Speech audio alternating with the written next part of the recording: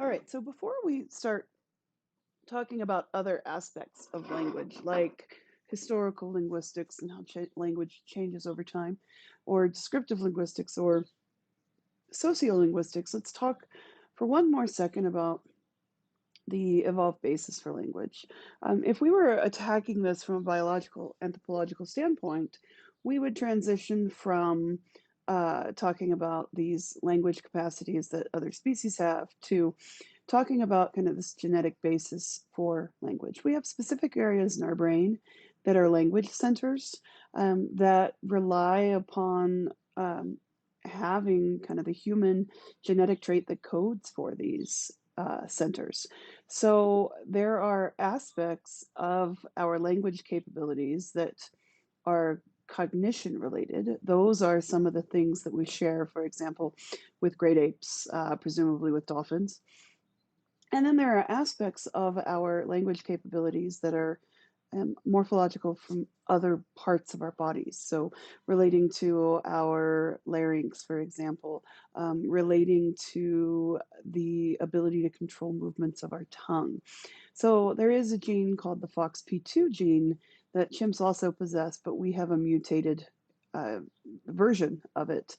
And there are some humans who are born with the chimp version of this gene, and they end up slurring their speech. It is a gene that controls fine motor movements, and so fine motor movements of the tongue. And so, having the ability to control one's tongue in a human-like way is associated with greater intelligibility and human-like speech. So, that gene likely evolved somewhere between about 800,000 and potentially about 2 million years ago. When we look through the fossil record, we recognize that um, it's very, very likely that Neanderthals had some form of speech, though they've got some larynx differences that compared to modern humans. It is also probably likely that Homo erectus at least had some rudimentary form of speech.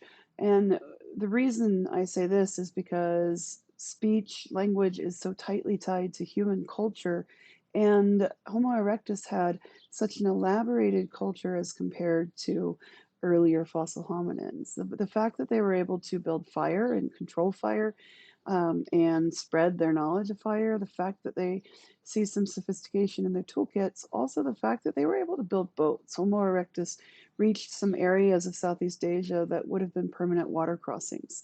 And in order to get across permanent water crossings, you've got to have some kind of vessel to take you across. So they were innovating and engaging in active hunting, cooperative hunting, boat building. All of these would have been aided with a rudimentary form of speech. So Homo erectus wouldn't have sounded like us, Neanderthals wouldn't have sounded like us.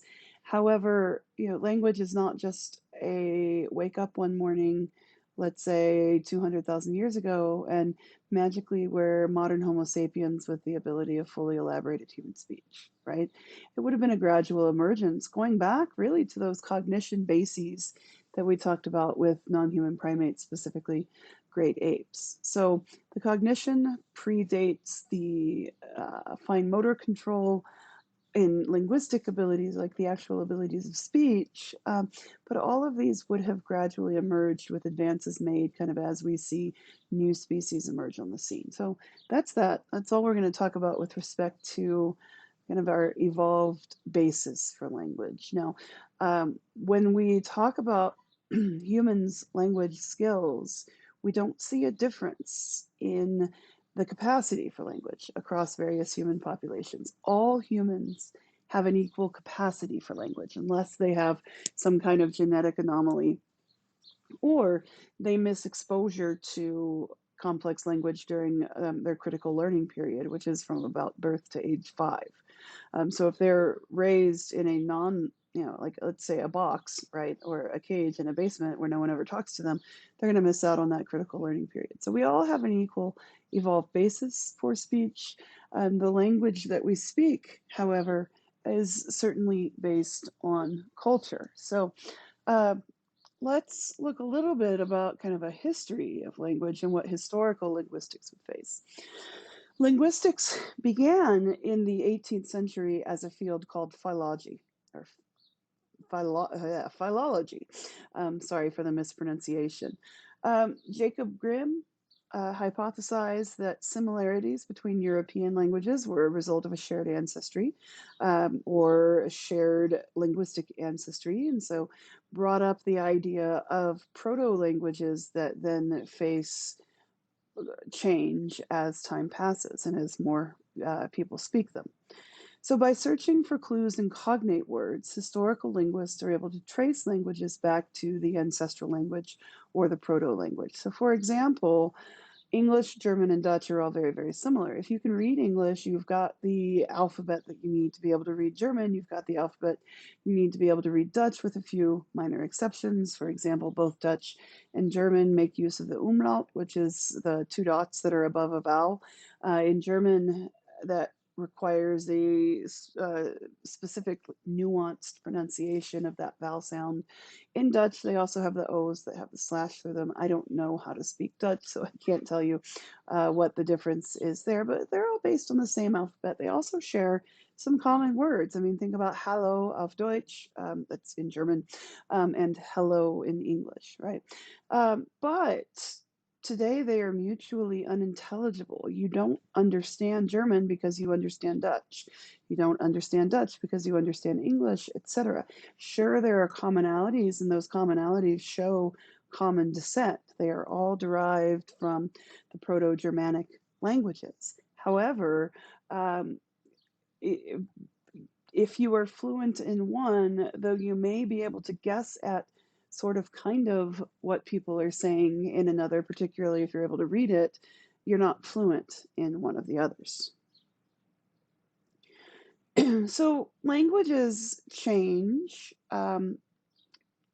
due to non-genetic ways that are not based on descent. So the linguistic changes through proto-languages and daughter languages have a genetic tie in the sense that whole cultures experience this cultural phylogeny. So the reason that English, German, and Dutch are similar is because we came from Germanic tribes that were across kind of Northern Europe, middle to Northern Europe. Um, and so we can trace a lot of linguistic change through tracing the phylogenies of these cultures themselves, which links to a particular genetic component. However, language can also change kind of laterally. It doesn't rely simply on changing through descent and changing through these evolutionary processes. When people are multilingual, their use of each language subtly influences the other language's sounds, words, syntax, and grammar. So when you're multilingual, I mean, it's not just a matter of speaking quote unquote Spanglish, for example, kind of a hybrid pigeon of Spanish and English. No, when you're multilingual, you end up adjusting your speech in all of the languages that you speak in fairly subtle ways. You also, though, by being multilingual, you pick up regional dialects, and those dialects are often based upon um, the regions that your parents, your grandparents, etc., spoke, or your language teachers spoke. I remember, for example, I didn't start taking Spanish until high school because we didn't have foreign language exposure at earlier ages in the school system where I grew up. But one year I took, or actually 2 years, I took Spanish from someone who spoke Castilian Spanish or Spanish from Spain. Then when I went to college, I had a semester of Mexican Spanish and then a semester of Argentinian Spanish. So there were some different pronunciations. There were even different words present, particularly slang words present in all of my years of taking Spanish. Another example is with German. Hochdeutsch is the High German, or the kind of proper, that would be the German that you learn in your language arts classes. But there are also numerous regional variants that we would call dialects. So the one I'm most familiar with is Schweizerdeutsch, which is Swiss German, which has some different pronunciations and even, again, some different words. Schweizerdeutsch is very, very closely let's say, pronounced like or kind of tied to the accent, the southern German accent, so specifically in the Bodensee or the Konstanz area. So I speak Hochdeutsch with a southern German accent. My kids also, because most of the German they've been exposed to. I mean, my husband, his father spoke southern German, his mother spoke northern German, but um, she ended up adjusting a lot of her speech to more of a southern German accent. So his pronunciation is very much Southern German. So our kids have grown up speaking German with a Southern German accent, which I just always find so fascinating, right? That you would think that my kids, having grown up in America, that they would speak their German with an American accent, but they don't. Now, I don't know whether I would classify them as truly multilingual. We only spoke German. My husband only spoke German to my daughter until she was about 3 or 4. Then we kind of fell off the wagon. She's relearning German now through her latter years of high school. Um, but so yeah, so I would question that kind of multilingual fluency. But that's neither here nor there. My son, my 6-year-old, is doing Spanish immersion school, and so he's got really interesting pronunciations of his German words when his brain is trying to process both his mastery of English and his mastery of Spanish. So it's just kind of funny how our brains kind of meld these things together and have these nuanced changes to the ways that we speak each of the languages. So, for example, the pronunciation of R, whether it's trilled or flapped, I cannot say a trilled R. The rolled R that you think of in Spanish, like if you were saying the word for dog, perro, right? I don't actually roll my R's. That there are some interesting things about this critical learning period and your ability to make specific sounds as you age. I never heard a trilled R growing up, so my brain can't make my tongue do trilled R's or rolled R's. This is also part of what's behind the stereotype of, if you've watched A Christmas Story ever, right? The dogs eat the turkey, so they end up going out for Chinese, and there's a Christmas carol that's being sung. It's Deck the Halls. Instead of singing it as fa la la la la, you hear the waiters at the restaurant sing it fa ra ra ra ra. There's some truth to that. Mandarin and Cantonese don't have a la sound, and so when kids don't hear certain sounds really before about the age of 7, those neural synapses are never laid down, those neural networks are never laid down to actually physically make those sounds. And so you really can't learn how to do them as an adult. When we look at some other populations like the Kung, they have a click language. If you've ever seen the movie The Gods Must Be Crazy, that click language is presented in there, and it's nuances of sound, distinctions between sounds that are kind of throat and tongue related, like a kind of sound that we can't even make them because we haven't grown up in that kind of context or been exposed in that kind of context. So hearing sounds, the difference between like a trilled or flapped R, for example, um, hearing those during the critical learning period is key for being able to actually make those sounds. That's not genetic, it's developmental, it's tied to brain function, etc., but it's not a genetic trait. Pronunciations move across language boundaries from community to community like a wave. And so here we're looking at the French R or the uvular R. Uh, in common pronunciation, in educated language, but not common pronunciation, and then the flapped or trilled R in the common pronunciation. So you can see that throughout different regions um, of France, Switzerland, Italy, and Germany, you've got different pronunciations just of that R sound. And as people move, as we have immigration and movement across borders, we also get movements of styles of speech and ways of pronouncing things. All right, so when we think about language critically, how would you respond to a friend who claims that his or her dog understands English? Um, English words in regular and predictable ways. Many of us have pets, right? And we know our pets recognize their names, but they also recognize other utterances that we make. For example, my dogs know what breakfast or dinner mean, or presumably they act like that. Um, so, um, do they really understand language? They might hear the sound walk, but every time that we say walking, we say something like, "Do you want to go for a walk?" Um, then we're also coupling that with with we're also coupling that with behaviors. So, we go towards the door and put our hands on the leash and then say the word walk. So, are they picking up on the actual words that we're sounding, or are they picking up on kind of the behaviors that we're doing while we are saying those words, right? For breakfast and dinner, are the dogs really recognizing the meaning of the word breakfast, or are they expecting us to say something and for it to be tied to getting food in their bowl when we say it at a particular time of day? Our dogs start asking for dinner around 4:30. We don't feed until 5:30, but they're like watching us like hawks, waiting to see when we're going to recognize their cues and then feed them dinner. So I mean, they're creatures of habit, and dogs, of course, have been utilized widely for a field in psychology called operant conditioning. If you've heard of Pavlov, for example, Pavlov trained dogs that he would feed them when he rang a bell. So he started by ringing the bell and then closely following that almost immediately with a food reward.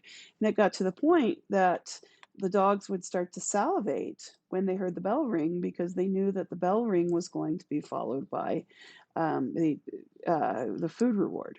So they started to anticipate the food reward just from that signal that was given. That's why clicker training works so well with dogs and such. So, what do examples about this like this tell us about language generally? Well, that it's you're going to have different answers to this. It tells us that at least some of what we say and do are tied to operant conditioning, right? Because other species can do this. Does that mean dogs don't have receptive language? Well, I mean, that's an interesting question. They're incredibly social, and they've been evolving under our influence for a good 30 to 40,000 years. So it is entirely possible that they have picked up some understanding of nuances or words or of spoken English. Dogs, also canids in general, foxes, wolves, etc., use sounds that they make. They use vocal communication to convey a lot of different meanings. And so, um, in that context, they might also be able to pick up some nuances, maybe not so much the words that we say, but nuances in the pitches that we make, because their hearing's better than ours, right? They can hear at these higher frequencies than we're able to hear. That's the whole premise behind dog whistles. So it may not be so much the what of what we're saying, but more the how of what we're saying. And you can do this sometimes. You can get some confusion, both among dogs and babies, interestingly. Babies after about 6 months of age. Before about 6 months of age, what babies pick up on is the what's called the motherese, or the song of the music. When you talk to babies, you don't talk to them like I'm lecturing you. Instead, it's going to be, "Oh my goodness, look at this cute little baby. Is there a smile? Can I see a smile?" So when you have that sing-songy kind of language, that is met with positive reinforcement. The baby continues to do whatever they're doing. When you have language like, "No, stop," right? That interrupts the behavior. Baby stops doing what they're doing. Prior to about 6 months, they only pay attention to the how of what you're saying. After about 6 months, they get confused when you say something like, no, stop, and yes, yes, you may, or you may have that, or something, give me a smile, right? And so they end up looking confused. They don't know what to do. They hesitate in their actions. So after about 6 months of age, they're understanding receptive English, right? They're understanding the actual meaning of the words you're speaking. Dogs are probably much more the sing-songy kind of thing, understanding the how of what you're saying versus the what of what you're saying. Primates, by contrast, have a better grasp of receptive English. So, we see some difference based on cognition. All right, so how does language actually work? All languages are complex and highly structured, even those that are only spoken, that are not written. So, like Navajo is a good example of that, though. After World War II and the near loss of the Navajo language, there's been a more concerted effort to actually make written record of Navajo. But there, particularly when we talk about indigenous low population density societies, then we're talking about a greater probability that they only have spoken languages. They're all equally complex. Our languages worldwide vary between only about 11 distinct sounds to 108 distinct sounds. The Khoisan of the Kalahari and South Africa, Namibia, that area, they're the ones with the click language. They've got over 100 different sounds. We, as English speakers, only have about 34, 35, right? We've got one for, or yeah, roughly 34. We've got one for each consonant.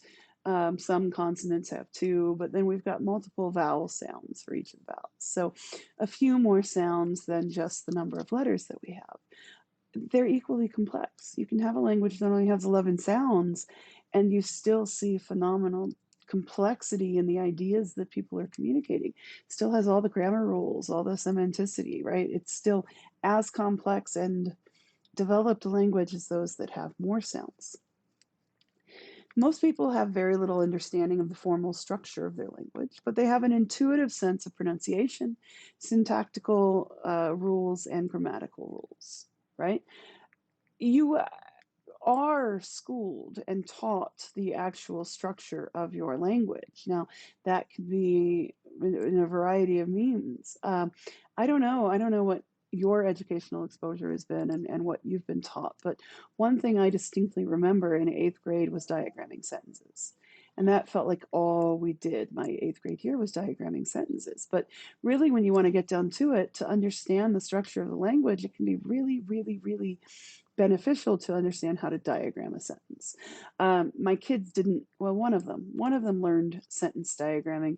The other one has not been exposed to it at all. He's had a much more language arts focus on reading comprehension, how to use language to convince people to do things, right? The role that language plays kind of in a social realm, etc., and much less on the actual structure. Sure, he got subject, predicate, nouns, verbs, pronouns, etc., but didn't actually diagram them, didn't necessarily study those grammatical rules. So, um, how do you get that intuitive sense for things like pronunciation and syntactical and grammatical rules? Well, you get it from just that constant exposure.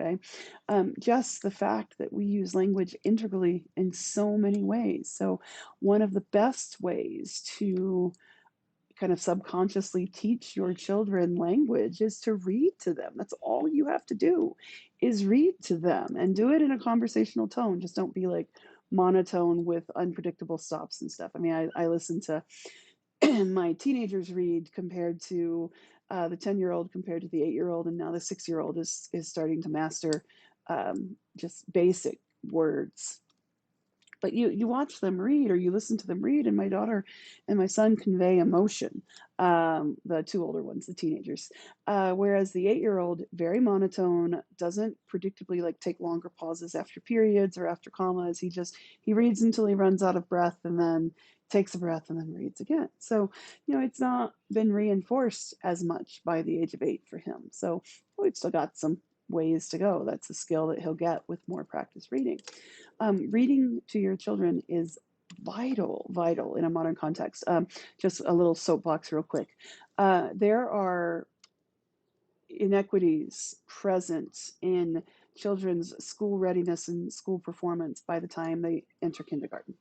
And that should be pretty sad because there shouldn't be very much formal schooling of kids, even in kindergarten. Formal, like hone it in here, we're consciously working on things we have to learn, like that shouldn't really happen until about third grade. Up to through second grade, it should be mostly play and role play and reading and stuff. But anyway, I'm not in charge of our public education system, so I don't get to make the changes that I think would be better for child development. But how come there are discrepancies already by the time kids enter school in kindergarten? It's not necessarily from access to preschool. Now, access to good, high quality early childhood education can help to erase some of those differences. But let's just take two subsets of 5-year-olds that didn't go to preschool, right? There are still some kids who start kindergarten without ever having gone through preschool. So, what do we see there? Well, kids from affluent families have a greater mastery of kind of those pre-academic skills, reading, understanding, reading comprehension, basic math skills, etc., than do kids from lower income families. And it's because of the ways in which parents use language differently. And critically, it's because kids who grow up in affluent families are much more likely to be read to on a regular basis. So, what that equates to is a difference in about 1 million words. That those who come from lower socioeconomic status families have heard 1 million fewer words by the time they start school. So, they've got less mastery of language. They also don't necessarily have the skills of sitting down and listening to a story, of being able to answer questions about what's going on, etc. So there's a public health push right now seeking to erase some of those inequities because those inequities just become magnified as you continue to go through school, to the point that we've got dramatically different success in high school, dramatically different um, graduation rates, readiness for college versus vocational tracks, etc. And we've got a large portion then of our adult population who never cracks open a book. They don't read, right? So the movement is called the Million Word Movement, and it's really its sole focus is getting books into the hands of lower income families and educating them on the importance of reading to your children. It doesn't have to be great literature that you read them. It's okay to just read Goodnight Moon or something like that, right? But it's reading. It's reading anything and everything. I've read my kids' newspapers before. I've read them stories from magazines. We sometimes sit there and read the back nutritional label of the cereal box, right? It's like my kids read everything they can get their hands on, but they've also had a parent who both had the time and the luxury, the privilege of being able to expose them to that language. So, anyway, just something to keep in mind.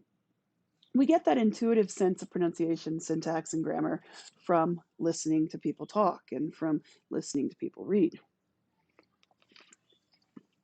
That said, mistakes are easily noticed by any native speaker. So think about some of the mistranslations. We travel a lot, and one of my favorite things to do, well, when the kids were little, was to buy horrible English translation T-shirts when we'd go to foreign countries.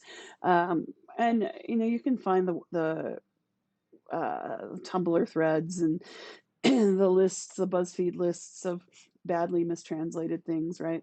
And they can be quite hilarious. It's not always, I mean, a lot of those mistranslations aren't necessarily like a word for word. You plug in a sentence into Google Translate, you're going to get a bad translation of it, because the algorithm for Google Translate is just literal word for word. We've got nuances in our speech, right? Um, we've got euphemisms that we use that don't translate word for word. Don't put your cart before your horse. Don't count your chickens before they hatch. Don't put all your eggs in one basket. Don't cry over spilled milk, right? Those are sayings that we intuitively understand as adults, but that if we're not a native speaker, we would have a hard time conveying the meanings of those. There's also a discrepancy between, I mean, have you ever thought about like words that you've only seen written, that you've never seen pronounced, and the mispronunciations that people have, particularly for some of these hard words in English, right? Like there's there's a book out there that's the really bad alphabet book that is things like M is for mnemonic, right? So it doesn't start with an M sound. It starts with mnemonic. It starts with an N sound. Or P is for psychology, right? It doesn't start with a P sound. Those are things that people really struggle with. And so you've got to hear those words. You've got to have a higher understanding of kind of all the weird exceptions um, to spoken English, to English in general, to be able to correctly pronounce those things. I like listening to my kids when they read something, a word they've never encountered, and they totally botch the pronunciation. I laugh at them and then I correct them. All right, so yes, we can recognize that um, these mistakes can be made, particularly among non-fluent individuals and people who are still learning language. And so there's a field or a term for these formal rules of language called lingua. Okay, so we're talking about the ways in which we make things plural, right? Do you add an S? Do you add an IES, do you add an ES, etc. The way that we make things past tense. Do we just add a D? Do we add an ED? Do we completely change the structure? Like you think about young kids, right? Um, I go to the store. I goed to the store instead of I went to the store. So, you know, those kind of funny words that take a little longer to master. And then parole is the language that's actually spoken by people. So we may have formal rules, and that doesn't then carry over to the way that people talk or the way that people use language.